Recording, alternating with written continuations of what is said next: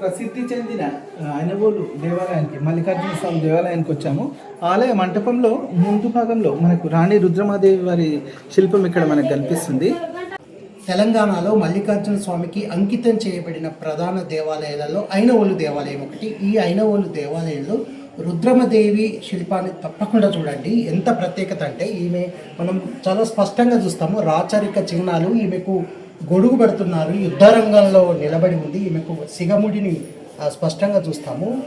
ఈ అశ్వాన్ని పూని యుద్ధ రంగంలో శత్రువులను దునుమాడుతోంది.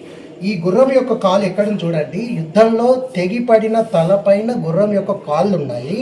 గుర్రం దిగువ భాగంలో చెల్లా చెదురైన శత్రు రాజ్యపు సైనికులు కింద పడి ఉన్నారు. ఇక్కడ కూడా మనకి సైనికులు కనిపిస్తారు, అటువైపు కానీ ఇటువైపు కానీ సైనికులు కనిపిస్తారు. ఇంతటితో ఆగకుండా ఇది సూర్యచంద్రులు ఉన్నంత కాలము రుద్రమదేవి యొక్క కీర్తి వైభవం ఉండాలని చెప్పి ఈ శిల పై భాగంలో కుడివైపు చంద్రుడు, ఎడం వైపు మనకి సూర్యుడు కూడా, దీనిపైన చిత్రాలు కూడా కనిపిస్తాయి. మల్లికార్జున స్వామి ఆలయానికి లోపలికి వెళ్ళిన తర్వాత బయటకు వచ్చేటప్పుడు చూడండి, ఒక అరుగు పైన పెట్టారు. కాకతీయ సామ్రాజ్యం యొక్క రాజ్య విస్తరణ ఎంత దూరంగా ఉందో అంత దూరంలో రుద్రమదేవి శిల్పాలు కనిపిస్తాయి.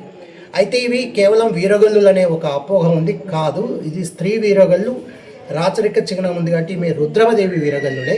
ఎందుకంటే సామాన్య భటులకే వీరుల విగ్రహాలు వేసినప్పుడు ఇంత శూరత్వము, ధీరత్వము, వీరత్వం కలిగిన వీరనారి అయిన రుద్రమదేవికి ఎందుకుండవు? కాబట్టి ఈ రాజ్యం అంతటా, కాకతీయ రాజ్యం ఎంత విస్తరించి ఉందో అంతటా మనకు రుద్రమదేవి శిల్పాలుగా మనం గుర్తించాలి. సూర్యుడు, చంద్రుడు, రాణి రుద్రమాదేవి.